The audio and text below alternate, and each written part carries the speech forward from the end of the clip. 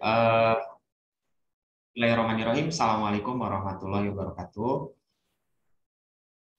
Baik, selamat siang adik-adik sekalian. Pada siang hari ini, insya Allah kita akan membahas soal pelatihan 4, begitu ya. Untuk soalnya sendiri ada 8 soal dan relatif mudah, begitu ya. Baik, Kakak mulai ya. Mohon maaf agak terlambat sedikit. Nomor 1, sebuah partikel dipercepat dari keadaan diam dengan percepatan 6 meter per sekon kuadrat selama waktu tertentu. Kemudian mengalami perlambatan 4 meter per sekon kuadrat, sehingga akhirnya berhenti.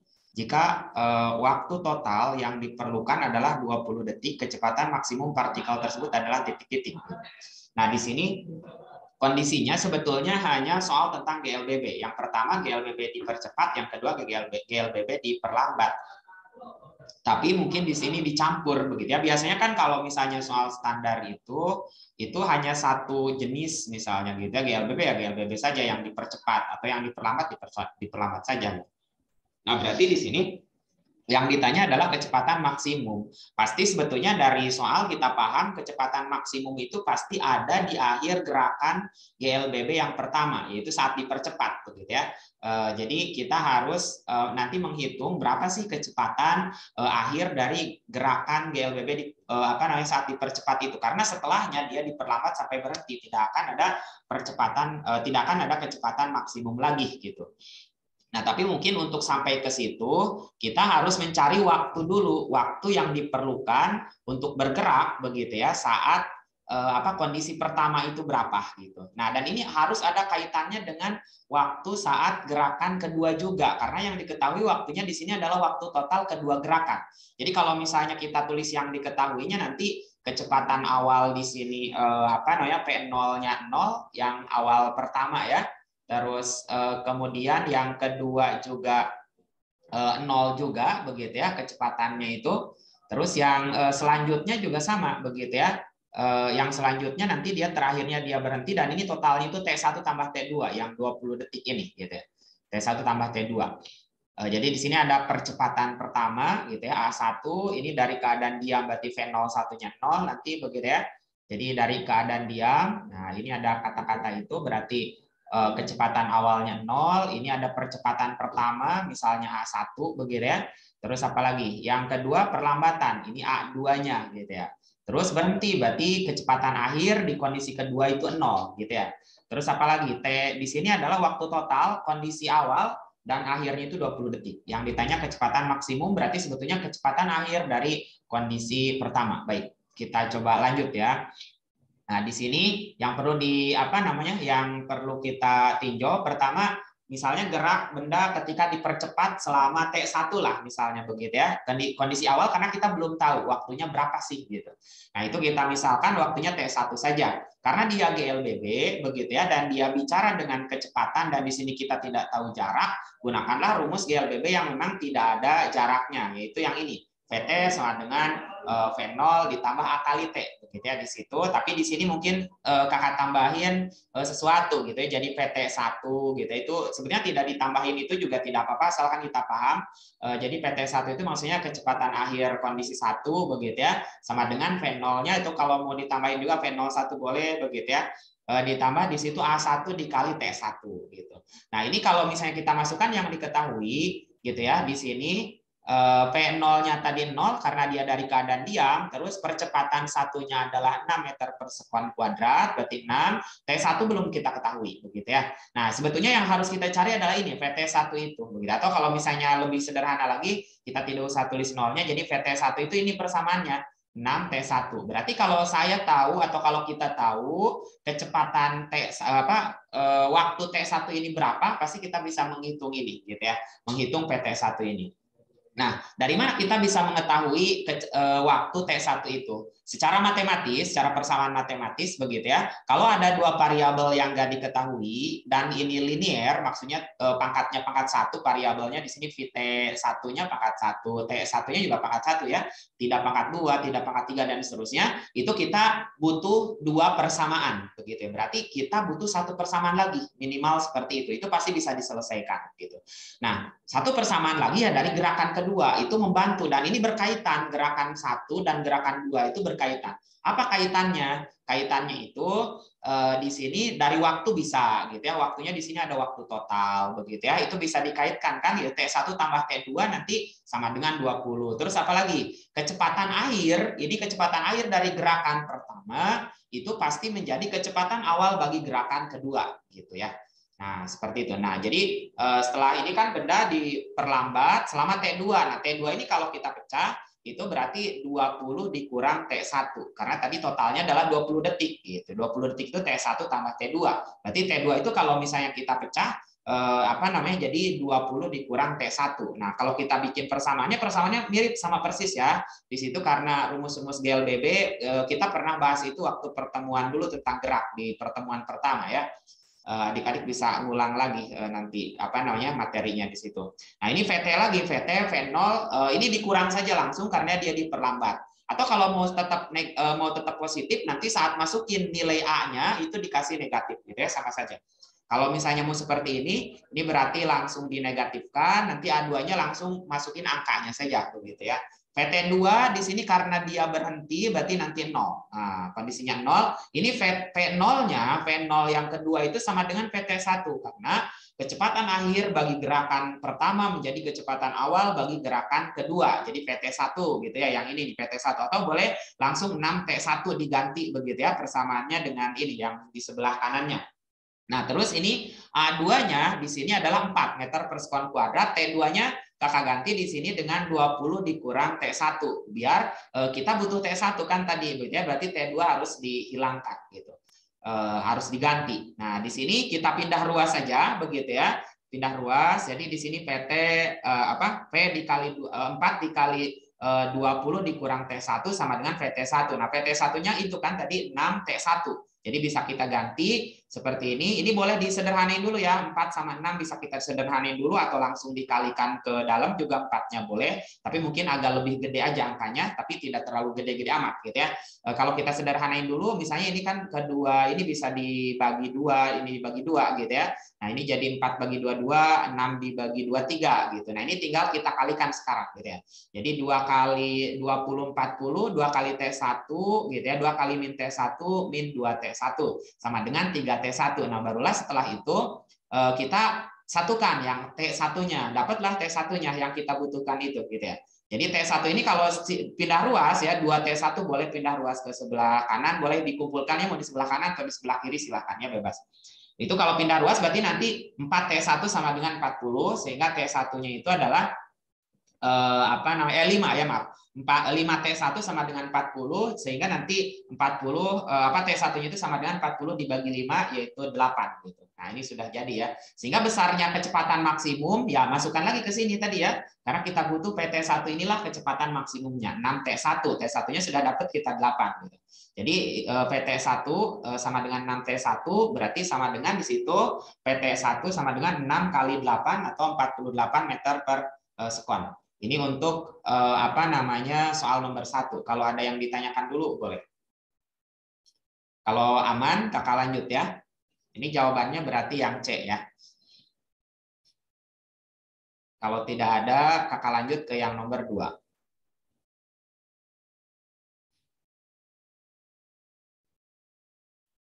Baik, yang nomor 2 mudah. Ini tidak serumit yang tadi analisisnya, begitu ya. Dua gaya masing-masing besarnya 30 Newton dan 10 Newton. Nah, ini dua gaya gitu ya. Resultan gaya tersebut tidak mungkin berharga titik-titik. Resultan itu totalnya gitu ya. Totalnya tidak mungkin berharga berapa gitu. Nah, ini sebetulnya tinggal dicari dulu resultan maksimum dari kedua gaya ini berapa, resultan minimum dari kedua gaya ini berapa gitu ya. Terus setelah itu kita lihat di pilihan ABCDE-nya itu yang tidak termasuk rentang gaya tersebut begitu ya, itu yang mana gitu.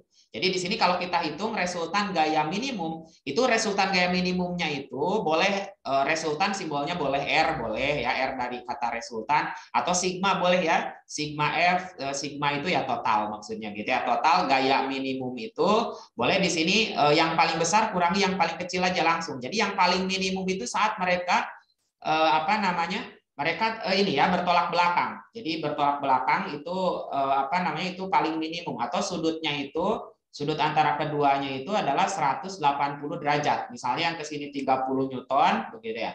Terus yang ke sini 10 Newton. Nah, ini dia itu saat bertolak belakang itu paling minimum. Kalau mau menggunakan rumus yang menggunakan akar itu ya, akar apa namanya? Dua vektor ya, jumlah dua vektor yang membentuk sudut, misalnya vektor A dan B, apa namanya akar A kuadrat ditambah B kuadrat ditambah 2AB cos theta. Itu tetanya itu sudut antara kedua vektornya. Vektor ini sudutnya kalau bertolak belakang adalah 180 derajat. Tapi daripada menggunakan rumus yang akar, kalau sudah bertolak belakang itu dan sejajar, tinggal dikurang saja gitu ya. Dikurang saja. Mungkin ini supaya positif ya, boleh di sini besarnya saja yang ditinjau, jadi yang besar kurang kecil saja gitu. Atau kalau ini kakak gambarnya ke kanan, yang 30-nya ke kanan dikurangi ke kiri. Jadi 20 lah, itu minimumnya di situ begitu ya. Terus saat maksimum itu gimana? Saat maksimum itu dia saat searah. Jadi kalau ke kanan 3, misalnya ke kanan 30, berarti yang 10-nya harus ke kanan juga gitu. Harus ke kanan juga. Jadi 30 Newton. Terus yang ke kanan juga apa yang 10 Newtonnya juga ke kanan juga. Nah, itu saat mereka searah itu betul-betul saling menguatkan gitu ya. Saling menguatkan itu paling maksimum. Jadi 40 nanti. Nah, saat minimum itu saat saling melemahkan paling maksimum itu adalah saat bertolak belakang seperti itu. Nah, ini kalau menggunakan rumus yang apa namanya menggunakan akar, ini sudutnya kalau searah itu dia 0 derajat. Tapi daripada menggunakan itu kalau sudah searah jadi untuk kondisi khusus seperti ini bisa langsung dijumlah, hasilnya akan sama. Hasilnya akan sama dengan menggunakan rumus yang akar itu ya. Akar dengan langsung dijumlah, ini 10 tambah 30 hasilnya akan sama. Ini khusus untuk vektor-vektor yang sudah segaris, searah, atau berlawanan arah. Jadi kalau segaris begitu ya, seperti ini, searah berarti tinggal dijumlah. Kalau berlawanan arah tinggal langsung dikurang biasa saja, begitu ya. Nah, baik kita tinjau untuk apa namanya? Untuk maksimumnya begitu ya. Untuk maksimumnya berarti sigma F maksimumnya tinggal dijumlah saja. 30 tambah 10 berarti sama dengan 40. Nah, kita tahu nih rentangnya itu batas minimumnya 20, batas maksimumnya 40. Nah, berarti yang tidak mungkin adalah yang tidak masuk dalam rentang itu. Atau kalau misalnya kita bikin gini, nanti yang mungkin itu sigma F atau resultan yang mungkin dari kedua vektor ini itu harus lebih besar sama dengan F minimum atau sigma F minimum atau resultan minimum begitu ya, harus lebih kecil sama dengan apa namanya resultan dari vektor gaya di sini maksimumnya begitu. Atau kalau di sini apa namanya batas bawahnya 20 begitu ya, 20 Newton, batas atasnya 40 Newton. Di antara itu, di antara 20 sampai 40 itu mungkin ya, di antara 20 sampai 40 itu mungkin, nanti tergantung sudut di antara kedua vektornya. Karena sudut di antara kedua vektor itu bisa diubah-ubah dari mulai 0 begitu ya, nanti sampai 360 itu kan banyak sekali apa namanya sudut itu begitu ya, seperti itu yang bisa kita masukkan ke dalam perhitungan atau misalnya kita ubah-ubah sudutnya begitu ya. Jadi yang tidak mungkin itu yang tidak masuk itu. Berarti di sini 15 karena 15 itu lebih kecil daripada 20. Jadi tidak akan pernah berapapun sudutnya ya, berapapun sudutnya itu tidak akan pernah nanti hasilnya 15 Newton gitu ya, karena dia tidak termasuk rentang ini dari 20 sampai 40. Jadi yang mungkin, nah 20 mungkin ya karena batas bawahnya itu, 25 mungkin, 35 mungkin karena masih di rentang itu, 40 jelas mungkin. Kalau misalnya lebih dari 40, 60 ya nggak mungkin begitu ya. Apalagi misalnya 26 mungkin nggak mungkin karena masih dalam rentang itu. Intinya harus lebih besar sama dengan 20, harus lebih kecil sama dengan 40. Angkanya bebas berapapun begitu ya. Tergantung nanti sudutnya. Baik, kalau tidak ada yang ditanyakan, kakak lanjut. Kalau ada yang bertanya dulu boleh. Jadi ini jawabannya adalah yang A, jelas ya. Baik, kalau tidak yang ditanya, kita masuk ke nomor 3. Nah, nomor 3 juga analisisnya sederhana sekali, begitu ya. Di sini tentang kecepatan root mean square atau RMS ya. Nah, RMS ini singkatan dari sini, R-nya itu ini root akar gitu ya, mean itu maksudnya rata-rata, ini kuadrat begitu ya, seperti itu. Jadi akar rata-rata kuadrat, atau biasanya kalau di Indonesia suka diganti itu kecepatan efektif biasanya, nama lainnya istilahnya gitu ya. Tapi biasanya kita nyebutnya tetap biasanya VRMS gitu ya, kecepatan RMS. Suatu gas pada suhu 27 derajat Celcius adalah V gitu ya. Kecepatan root mean square atau PRMS gas tersebut akan menjadi 2P pada suhu titik-titik. Nah, ini kita gunakan aja rumus PRMS begitu ya, sederhana sekali yang apa namanya yang ada T-nya, yang ada suhunya. Misalnya kita gunakan PRMS-nya itu yang ini ya, yang apa namanya yang akar itu. Akar apa namanya yang ada suhunya itu ada dua rumus ya, bebas aja mana yang digunakan. Misalnya kita gunakan ini akar 3 RT misalnya begitu ya. 3 RT per massa molar begitu ya, per massa molar. Kita gunakan rumus ini misalnya, terus kita gunakan perbandingan. Nah, terus sini ada suhu awal, T1-nya itu 27 derajat Celcius. Kalau di teori kinetik gas atau di termodinamika, itu suhu harus dalam Kelvin. Jadi nanti T1-nya itu di situ 27 derajat Celcius, harus diubah ke Kelvin. Tinggal ditambah 273. Atau ini, sering banget sebetulnya. Kalau misalnya ini sering mengerjakan soal ini soal dasar pasti sering muncul itu apa angka 27 derajat itu, yaitu 300 Kelvin begitu ya, seperti itu. Nah, ini tinggal kita bikin perbandingan saja apa namanya antara keduanya, PRMS1 sama PRMS2. Bebas saja sebetulnya, boleh PRMS1 banding PRMS2 atau PRMS2 banding PRMS1, boleh dibolak-balik. Nah, tapi di sini kalau kita menggunakan perbandingan tidak mesti semua apa namanya semua hal harus dimasukkan begitu ya. Kenapa? Karena memang nanti di sini itu kalau misalnya kita masukkan semua nih, kita lengkapi gitu ya, PRMS2 itu rumusnya lengkap seperti ini, ada 3-nya, ada R-nya, ada M-nya. Di sini akan pasti dicoret begitu ya, pasti akan dicoret. Pokoknya yang sama gitu ya, tidak usah ditulis lagi. Ini 3 nanti pasti sama. Di rumus PRMS2 dengan PRMS1 itu akan sama gitu ya, 3-nya. R-nya juga konstanta gas gitu ya, konstanta gas ideal juga sama, massa molar juga sama karena di situ gasnya sama, jenis gasnya sama. Yang beda di sini adalah suhu saja. Berarti saya hanya masukkan suhunya saja gitu. Dan secara persamaan PRMS ini sebanding dengan akar dari suhu ini begitu ya. Jadi kalau ini PRMS2 ditulisnya di atas, berarti T2-nya ditulis di atas, PRMS1 ditulis di bawah, ini T2 juga di bawah. Ini langsung digabung saja akarnya gitu ya, tidak dipisah. Kayak gitu. Nah, seperti itu ya. Kalau misalnya PRMS1 banding PRMS2 berarti dibalik ininya ya, T1 banding akar T1 per T2. Baik, kita lanjut dulu. Ini tinggal masukin yang diketahui saja. Nah, PRMS2 itu di sini tadi 2pi ya. Nah, di sini 2pi. Nah, di sini ya PRMS2 itu jadi diganti 2pi, terus PRMS1-nya pi. Nah, ini masukkan ke sini. Nanti ini bisa kita coret ya, kita bagi. Nah, ini supaya hilang akarnya kan kita kuadratin ya, kedua ruasnya. Jadi ini 2 dikuadratin nanti 4 begitu ya. Terus akarnya kalau dikuadratin kan hilang gitu ya. Nah, seperti itu. Nah, ini nanti tinggal kali silang saja, 300 dikali 4 sama dengan T2, atau T2 itu dengan kata lain pasti 1200 dan satuannya adalah Kelvin karena tadi T1 sudah kita ubah ke Kelvin, atau yang 300 ini 300 Kelvin tadi. Tapi yang diinginkan di soal adalah dalam Celcius. Nah, berarti harus kita balikan lagi begitu ya, dari Kelvin sekarang ke Celcius. Tinggal dikurang sekarang. Kalau yang dari Celcius ke Kelvin itu ditambah 273, kalau sekarang dikurang begitu ya, 273, sehingga dapatnya di sini angkanya 927 derajat Celcius, sehingga jawabannya adalah D begitu ya. Baik, ada yang ditanyakan dulu? Di kolom chat juga nggak ada ya, nggak ada yang bertanya. Kalau tidak ada, kakak lanjut.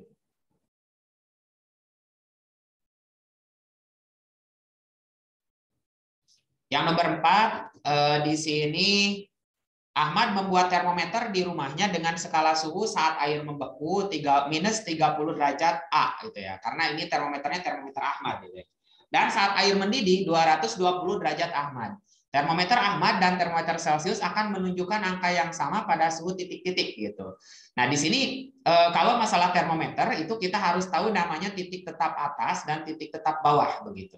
Nah, di sini dibandingkannya dengan Celcius, tapi data-data di Celcius itu tidak dikasih tahu di soal. Berarti ini dari hafalan kita, atau kita sebenarnya sudah paham sebetulnya ya. Atau gini dulu, yang dimaksud titik tetap bawah itu adalah saat air membeku gitu ya. Kalau di Celcius gitu ya, saat air membeku itu tidak dikasih apa namanya, dikasih angkanya itu 0 0 derajat Celcius gitu, atau es mencair itu di 0 derajat Celcius. Saat mendidih itu kalau misalnya di Celcius itu 100 derajat Celcius begitu ya. Kalau di termometer Ahmad katanya ini air membekunya minus 30 derajat Celcius, saat mendidihnya 220 derajat Ahmad, sorry, bukan Celcius di sini. Atau kalau misalnya mau digambar dulu seperti ini gitu. Kita bikin 2 garis saja, bikin 2 garis. Misalnya ini termometer Ahmad dulu begitu ya. Termometer Ahmad. Nah, termometer Ahmad, titik tetap atas itu taruh di atas ini, di sini namanya titik tetap atas, atau saat air mendidih di situ 220. Ini nanti satuannya derajat Ahmad. Kalau titik tetap bawahnya di sini minus 30. Itu saat es membeku atau air membeku gitu ya. Nah, kalau di Celcius, nah ini kalaupun mau sebagai bandingannya, berarti ini harus dari hafalan. Posisinya sih sama, begitu ya. Posisinya sama di sini, atasnya juga sama. Tapi yang penting sih tahu itunya aja ya caranya. Ini di sini 100, begitu ya, 100 derajat Celcius harus disamain ya. Saat air mendidih itu kan di Celcius apa namanya 100. Kalau saat air membeku itu 0. Nah, itu dari hafalan kita, begitu ya, seperti itu pada kondisi normal. Nah, ini misalnya nanti suhu yang ditinjau itu saat sama itu di sinilah misalnya gitu ya. Nah, ini pun di sini. Ini saya namain misalnya A saja atau TA boleh ya. TA boleh. TA itu maksudnya temperatur Ahmad gitu ya. Temperatur termometer Ahmad, atau C sajalah di sini. Itu A, ini C gitu. Ini caranya gimana? Caranya tinggal kita kurangi saja ya, kurangi saja ini dikurang ini gitu ya. Yang pokoknya titik tetap bawah itu sebagai pengurang. Jadi A dikurang minus 30, terus nanti per 220 dikurang minus 30 begitu ya, seperti itu. Ini juga sama, nanti harus disamadengankan dengan ini. C dikurang 0, terus nanti 100 dikurang 0 begitu ya. Dibikin persamaan. Terus tadi di soal itu saat termometer Ahmad ini angkanya sama begitu ya. Jadi A itu sama dengan C gitu. Nanti bisa diganti A-nya dengan C atau C dengan A, bebas pilihannya, karena A itu sama dengan C. Kita tidak tahu angkanya berapa gitu. Baik. Kita coba di sini ya. Nah, seperti ini jadinya nih kalau dibikin persamaan, mana yang harus ditulis dulu? Ya bebas saja, boleh yang C dulu, boleh yang A dulu. Kalau di sini ya. Tapi kalau misalnya perubahan apa namanya? Suhu itu boleh yang ditanyakan ditulis duluan. Tapi kalau di sini bebas saja. Misalnya ini kakak tulis dulu ya. Tadi A dikurang minus 30 gitu. Nah, ini A dikurang minus 30, terus yang atasnya 220 minus min 30 gitu ya. Dikurang minus 30. Terus sama dengan untuk C-nya C dikurang 0 per 100 dikurang 0. Jadi harus sama ya, harus setara. Titik tap atas dikurang titik tap bawah. Kalau di sini ditaruhnya di bawah, di sini pun sama di bawah. Terus suhu yang itu ya, suhu yang bukan titik tap atas itu ditaruhnya ini di atas, gitu ya, biar mudah saja. Ini tinggal di apa namanya, dibereskan saja persamaannya. Ini kan negatif ketemu negatif jadi positif. Nah ini 220 dikurang min 30 itu positif 250 gitu ya. Nah ini nanti tinggal mau disederhanakan dulu boleh ya, atau langsung dikali silang juga boleh. Kalau disederhanakan dulu, nah atau ini nanti A dengan C-nya diganti ya, diganti juga. Nah misalnya kalau di sini kakak mengganti A ini dengan C karena itu sama dengan C itu ya, sama dengan tadi di sini apa termometer Ahmad itu termometer Celcius akan menunjukkan angka yang sama. Karena kita tidak tahu angkanya, tadi kita simbolkan dengan A sama C saja begitu ya. Jadi saya ganti saja tuh gitu ya, A-nya dengan C gitu. Atau boleh juga C-nya dengan A, silakan itu pilihan ya. Karena sama kan gitu. Nah, ini disederhanain dulu ya. 250 dengan 100 itu di apa namanya disederhanain dulu, dibagi apa namanya? Mau dicoret dulu nolnya boleh begitu, atau langsung ini bebas lah. Ini paham ya, kalian juga bisa dibagi 25 bisa begitu ya, atau apa namanya? Dibagi ya, kalau dicoret dulu berarti nanti bisa dibagi 5 gitu ya, masing-masing ini dapat 5, di sini 2 gitu ya. Terus nanti setelah itu kali silang, carilah C-nya gitu. Jadi dikali silang di sini 2 kali C apa namanya ditambah 2 kali 30 berarti 60, terus nanti 5 kali C ya sama dengan di situ. Nah, yang C-nya kita apa namanya pisahkan gitu ya. Nanti akan dapat setelah pindah ruas itu 3C sama dengan 60, berarti C-nya di situ angkanya adalah 20 derajat Celcius begitu ya, 60 dibagi 3. Jadi ini jawabannya adalah yang C gitu ya. Baik, ada yang ditanyakan dulu? Tidak ada ya, semoga bisa dipahami. Kalau tidak ada, kita lanjut ke yang nomor 5 gitu. Nah, nomor 5 di sini dua buah elemen GGL masing-masing di situ 12 volt dan hambatannya di sini hambatan dalamnya 4 ohm. Dipasang paralel kemudian dihubungkan dengan lampu yang memiliki spesifikasi 18 watt 12 volt. Lampu tersebut akan menyala dengan daya berapa gitu. Ini sebetulnya ya kalau misalnya maksudnya spesifikasi itu kalau lampu tersebut dipasang pada pada tegangan 12 volt gitu ya, itu pasti dayanya itu 18 watt. Itu tidak usah dihitung lagi. Tapi masalahnya di sini GGL-nya itu atau sumber tegangannya itu ada dua dan dirangkai paralel masing-masing 12 terus ada hambatan dalam gitu ya. Hambatan dalam. Kalau dirangkai paralel itu berarti nanti harus di total yang ditinjau itu adalah GGL total. Kalau dirangkai paralel itu totalnya itu tetap sama dengan masing-masingnya. Jadi kalau masing-masing 12 totalnya juga 12 juga, tidak usah dijumlah ya.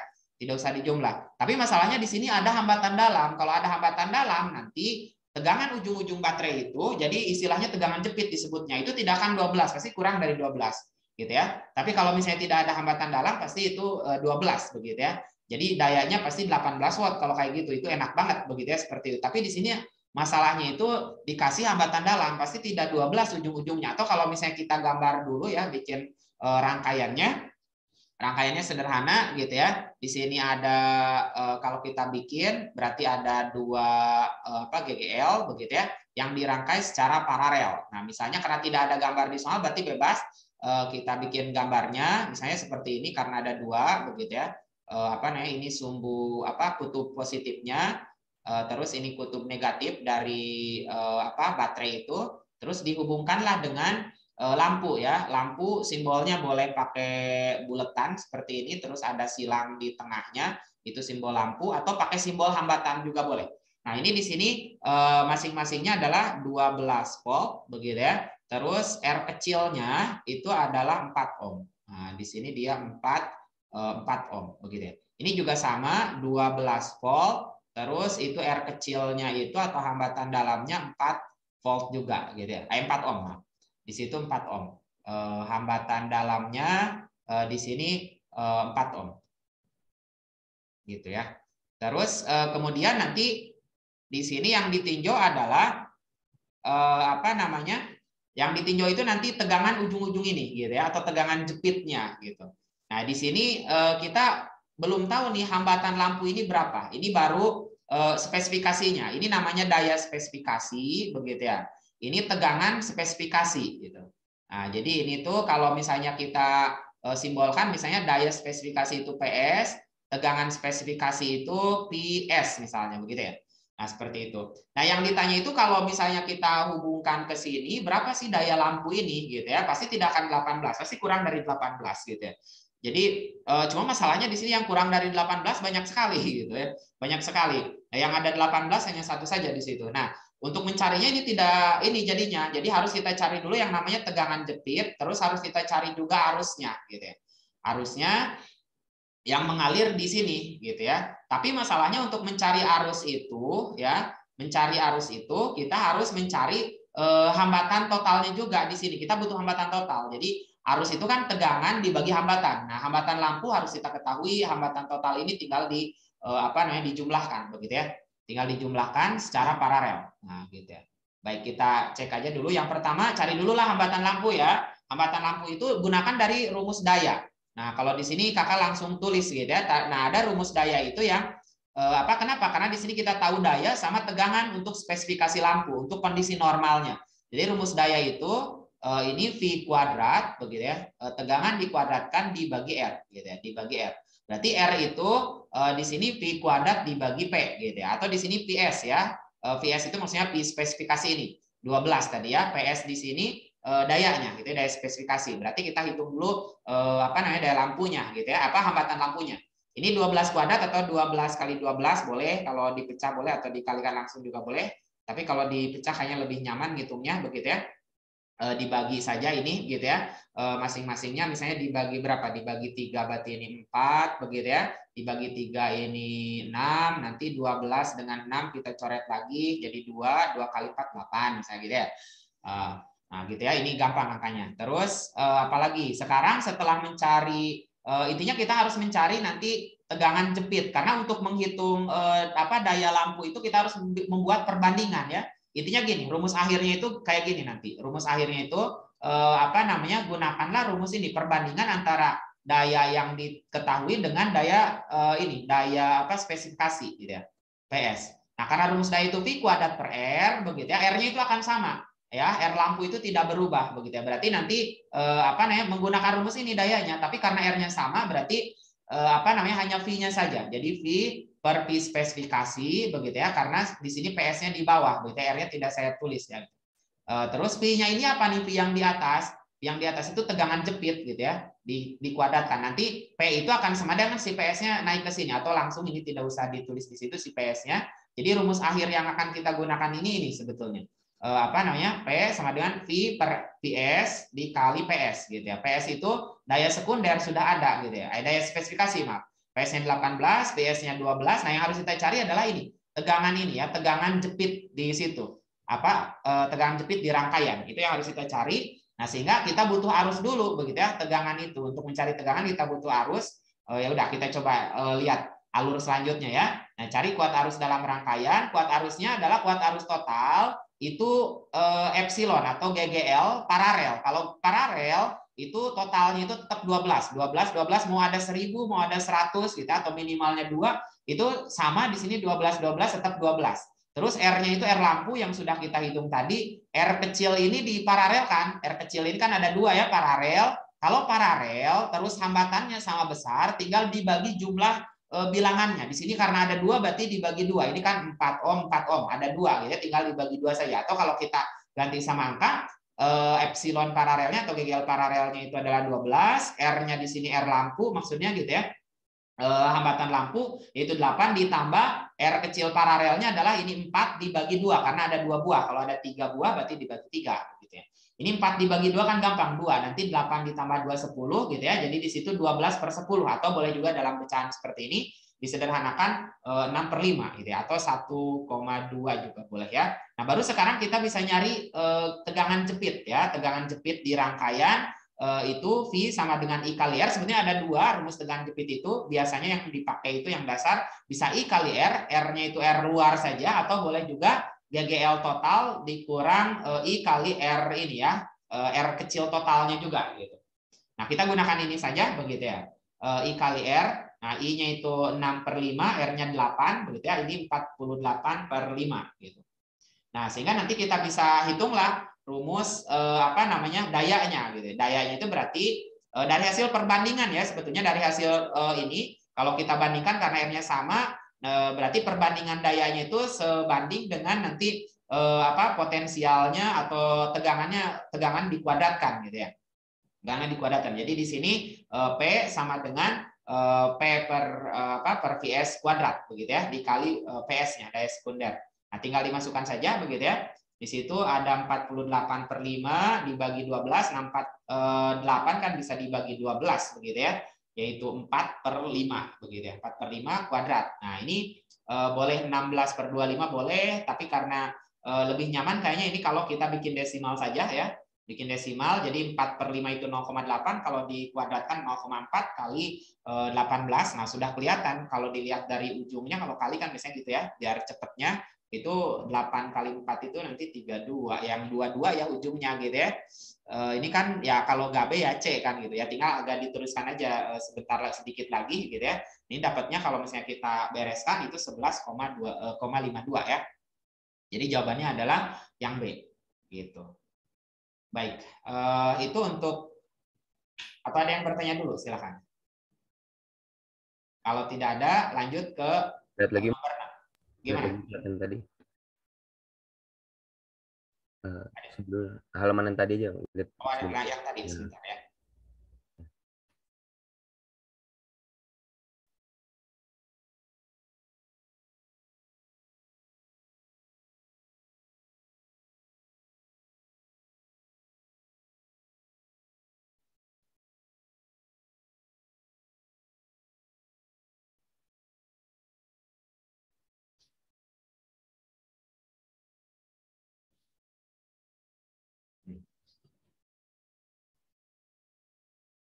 Nah, ini ya.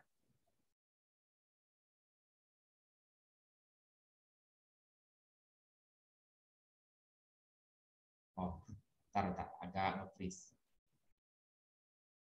Share lagi. Silahkan di sebelah mana? Sebentar, atau ini saya ini dulu ya, tampilkan dulu secara utuh.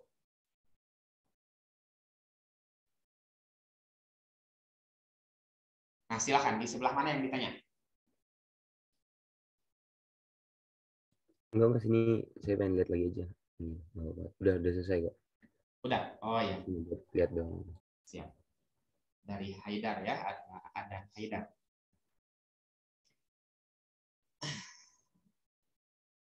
Baik, kalau tidak ada yang ditanya lagi, silakan ya. Kalau ada yang ditanya, saya senang juga ini. Kadang kalau misalnya hanya saya ngomong tapi kalian nggak paham juga kan, ini juga, gitu ya. Sayang juga waktunya.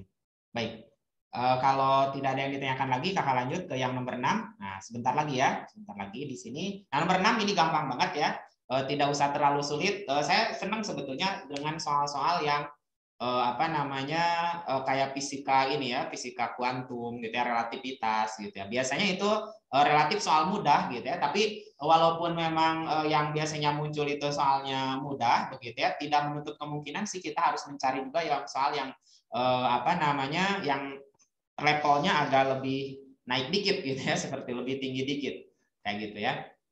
Karena mungkin udah banyak juga yang menyelesaikan soal mudah gitu ya. Tapi biasanya kalau yang fisika yang kayak gini, fisika modern gitu ya, relativitas, kuantum gitu ya. Itu biasanya relatif mudah gitu ya, efek Compton, fotolistik gitu ya. Nah, terus di sini katanya foton dengan panjang gelombang lambda dan kecepatan c gitu ya. Kecepatan c menumbuk elektron bermasa m0. Nah, di sini elektronnya biasanya elektron yang bebas ya. Beda dengan kita waktu bahas TO begitu ya. Kakak sudah menjelaskan juga sedikit perbedaan kalau fotolistrik itu pasti elektronnya itu terikat kuat biasanya begitu ya di dalam logam. Tapi kalau untuk efek Compton itu elektronnya bebas begitu ya, tidak terikat di logam, terus ataupun kalau dia di logam ikatannya itu lemah banget gitu ya. Udah mau lepas lah gitu ya. Sehingga nanti ketika foton itu datang gitu ya, foton itu partikel gelombang elektromagnetik, tapi karena biasanya dikhususkan dengan cahaya. Kalau efek Compton biasanya cahayanya ini sinarek biasanya ya. Sinarek kalau efek Compton biasanya begitu ya. Seperti tapi kalau misalnya yang di fotolistrik biasanya cahaya ini ya, cahaya apa yang ini monokromatik, biasanya cahaya merah saja, magiku hibiniu lah biasanya ya, seperti itu. Cahaya merah saja, kuning saja, biru saja gitu ya, tergantung nanti yang mau dipakai yang mana gitu. Dan biasanya kalau misalnya di efek fotolistrik itu setiap energi yang dimiliki foton yang datang pada elektron tersebut atau yang menumbuk elektron tersebut itu pasti akan diserap seluruhnya gitu. Jadi si fotonnya itu datang membawa harapan gitu ya. Harapan kebebasan elektron dari ikatan logamnya gitu ya, seperti itu bahasa saya saja. Jadi dia bisa melepaskan diri si elektron itu dengan energi yang diserap dari foton begitu ya, dari foton yang datang itu kalau di efek fotolistrik gitu ya, seperti itu.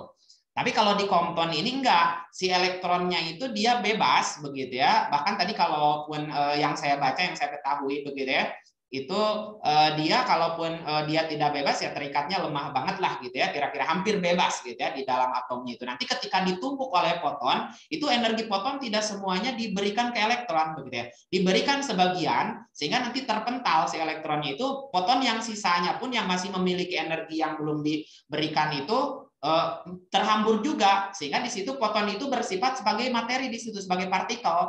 Kenapa? Karena ada tumbukan di situ antara foton ya, partikel cahaya dengan elektron gitu ya, yang memang jelas elektron itu sudah dianggap sebagai materi gitu ya, sebagai materi. Nah, di situ ada tumbukan, itu ada momentum. Momentum itu pasti ciri khas partikel. Sehingga di situ salah satu apa namanya cahaya itu bisa disebut sebagai partikel, itu fenomena efek Compton karena memiliki momentum. Momentum itu ciri khas partikel gitu. Oh, ternyata foton juga memiliki momentum. Berarti kondisi ini ya, untuk kondisi efek Compton ini cahaya itu kita pandang sebagai partikel, tidak kita pandang sebagai gelombang, begitu ya. Seperti itu. Jadi cahaya itu punya dualisme ya, dualisme apa namanya? Punya dua sifat gitu ya. Tergantung nanti yang mana yang akan kita tinjau, yang lebih apa namanya? Yang lebih pasnya itu yang ditinjau mana? Apakah ditinjau sebagai gelombang kah atau sebagai partikel? Nah, untuk kondisi seperti ini itu yang lebih tepat itu penjelasan teorinya sesuai dengan penjelasan eksperimen atau sesuai dengan yang ditemukan di eksperimen, itu cahaya itu harus dipandang sebagai partikel gitu ya. Ini kan gampang, ini dasar banget ya sebetulnya soalnya. foton datang dengan panjang gelombang lambda, kecepatannya c, menumpuk elektron bermasa m0, sehingga foton terhambur dengan sudut hamburan ini pi gitu, atau theta bebas saya sudutnya biasanya kalau gapi itu theta lah gitu ya, 90 derajat gitu ya, terhadap arah semula. Besar panjang gelombang foton terhambur dirumuskan berapa gitu. Ini kan pakai rumus ini saja gitu ya. Lambda aksen sama dengan ini lambda atau lambda 0 mungkin di sini ya, atau lambda saja. Ini kita lambda saja karena dikasih di soalnya lambda saja gitu ya. H per M0, M0 itu massa diam elektronnya, C itu kecepatan fotonnya gitu atau kecepatan sama dengan kecepatan cahaya itu ya, 3 kali 10⁴ meter per sekon.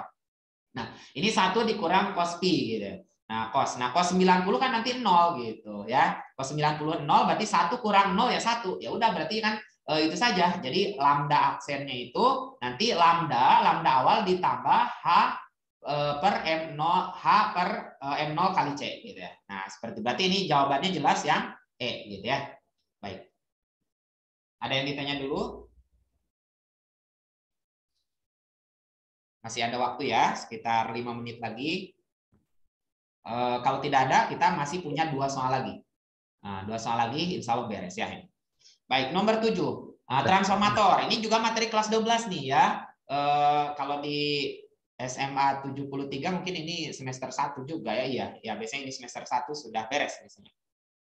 Transformator dengan jumlah lilitan primer 3000 dan lilitan sekunder 1500 dihubungkan ke sumber tegangan AC 220 volt. Jika output dari trapod tersebut dipasang lampu dengan spesifikasi, nah ini ada spesifikasi juga, 60 watt, 220 volt. Artinya, kalau lampu tersebut dipasang pada tegangan 220 volt, itu pasti dayanya 60 watt. Nah, di sini apa nih? Lampu tersebut akan menyala dengan daya berapa?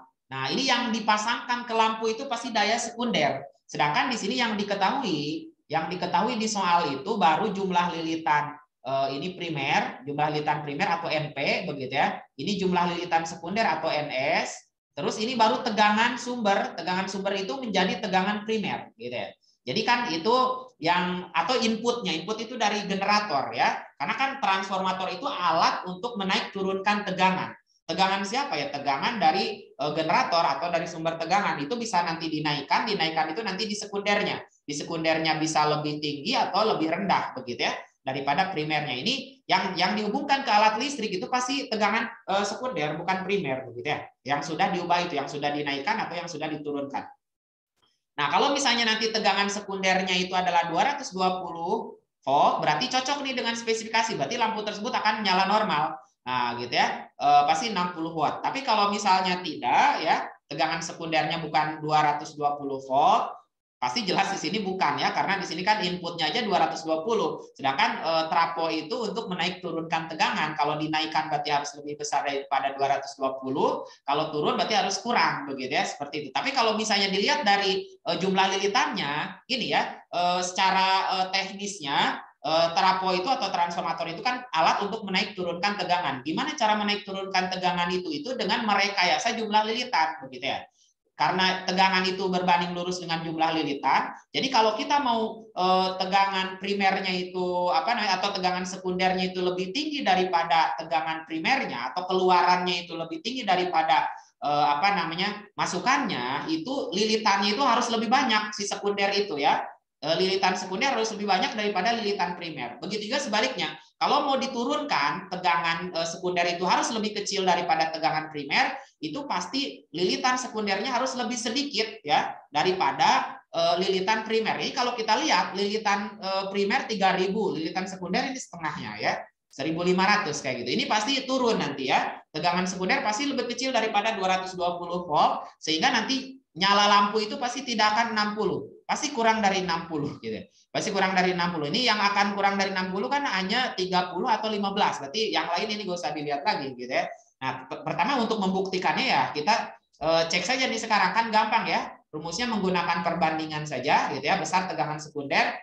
Ini untuk rumus di trapo ini untuk tegangan apalagi untuk trapo ideal begitu ya, itu tidak usah dihafal. Jadi yang penting itu kan karena ini perbandingan, yang paling enak kalau perbandingan itu adalah yang ditanyakan tulis duluan atau yang kita cari. Di sini tulis duluan. Jadi yang kita cari di sini adalah tegangan sekunder, tegangan bagikan dengan bandingkan lagi dengan tegangan atau per P primer, tegangan primer. Terus sama dengan yang diketahui di sini adalah jumlah lilitan. Nah, tegangan dengan jumlah lilitan dia berbanding lurus. Jadi kalau di sini PS, di sini N-nya NS juga, gitu ya. P-nya di bawah ya, NP-nya juga di bawah juga, gitu ya, seperti itu.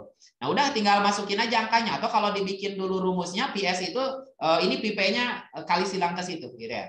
Atau nah seperti ini dibikin dulu. Atau langsung masukin angka juga boleh, gitu.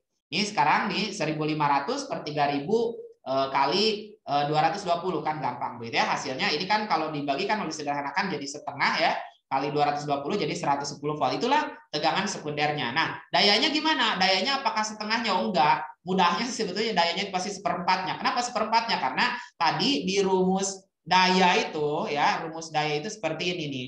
Rumus daya yang tadi saya tampilkan begitu ya, V kuadrat begitu ya. V kuadrat ini per R gitu. Jadi apa namanya? Dengan kuadrat gitu ya.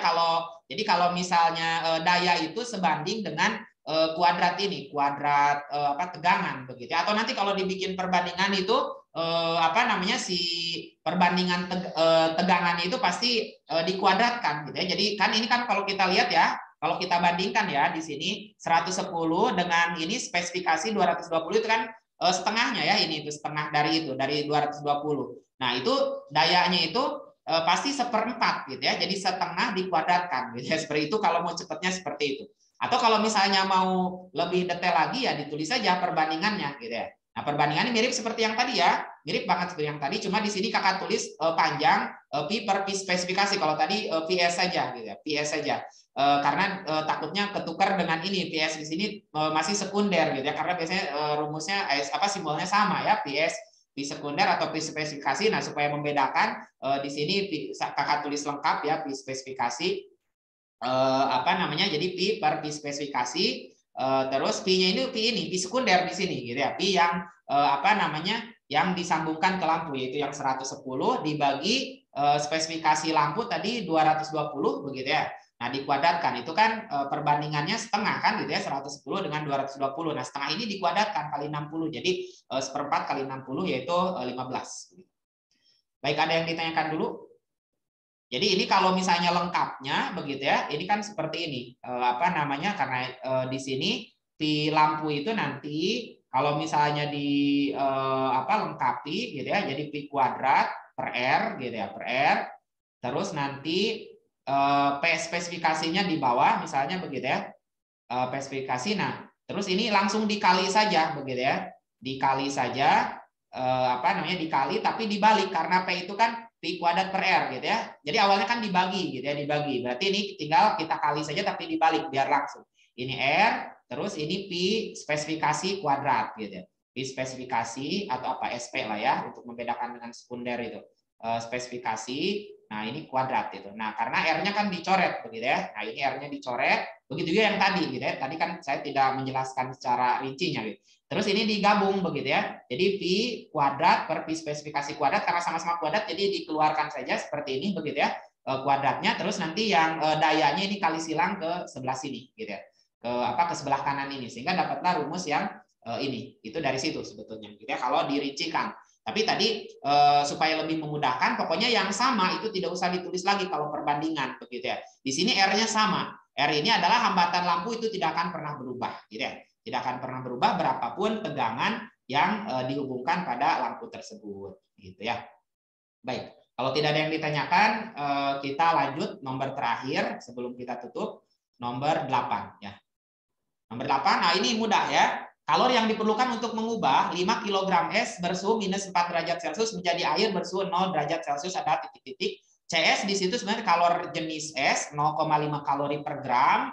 Nah, di sini harus perhatikan ya satuannya kalori per gram. Ini satuannya apa nih? 5 kg. Oh, nanti harus diubah itu ya. Diubah ke gram. Jadi disesuaikan dengan di sini gitu ya.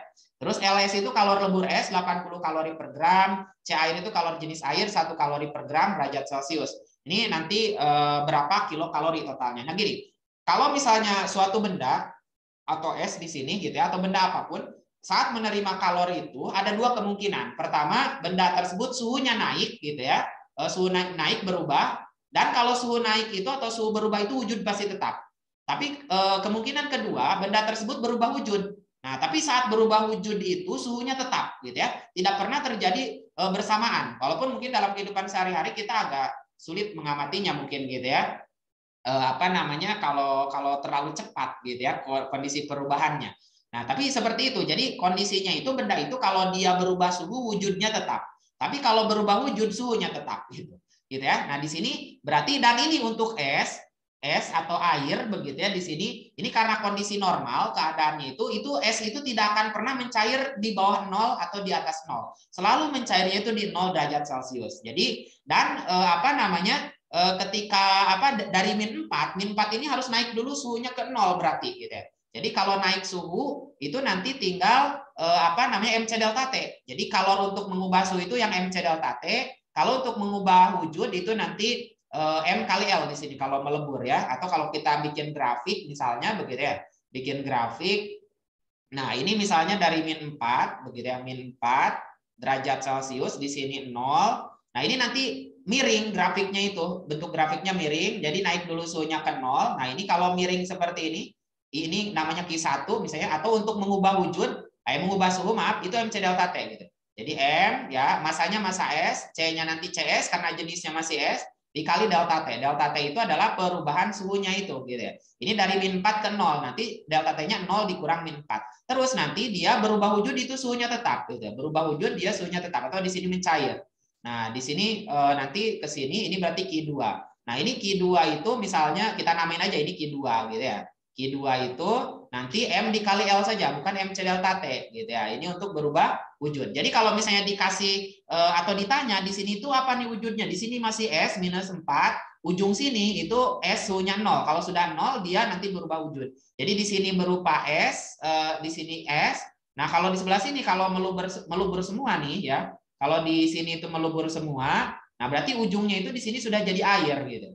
Jadi di sini awalnya S 0, di sini air. Air 0 derajat Celcius begitu ya, seperti itu.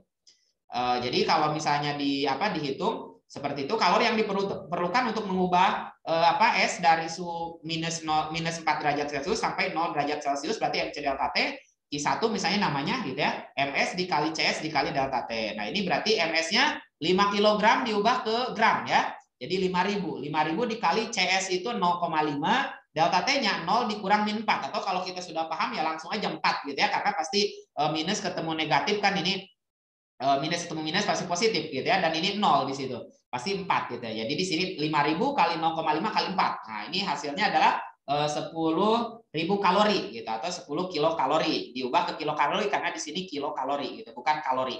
Nah, gitu ya. Terus apa lagi? Nah, kalori yang diperlukan untuk melebur es dari suhu 0 derajat Celcius menjadi air bersuhu 0 derajat Celcius gitu ya.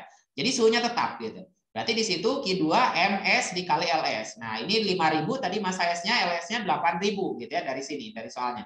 Berarti di situ 400.000 kalori, atau kalau diubah ke kilokalori tinggal dibagi 1.000 saja gitu ya. Jadi di situ tinggal 400 kilokalori. Nah, karena yang ditanya adalah kalori total berarti tinggal dijumlah saja. Q1 ditambah Q2 atau 10 ditambah 400 sama dengan 410 kilokalori. Jadi jawabannya yang E.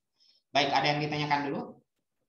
Berakhir sudah pembahasan kita pada siang hari ini. Kalau ada yang bertanya dulu boleh. Tidak ada ya? Baik, aman berarti.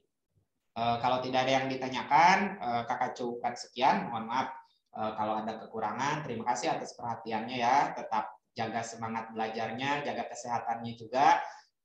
Semoga sukses selalu untuk adik-adik sekalian. Terima kasih. Assalamualaikum warahmatullahi wabarakatuh. Waalaikumsalam. Waalaikumsalam warahmatullahi wabarakatuh. Waalaikumsalam, terima kasih Kak. Ya, sama-sama.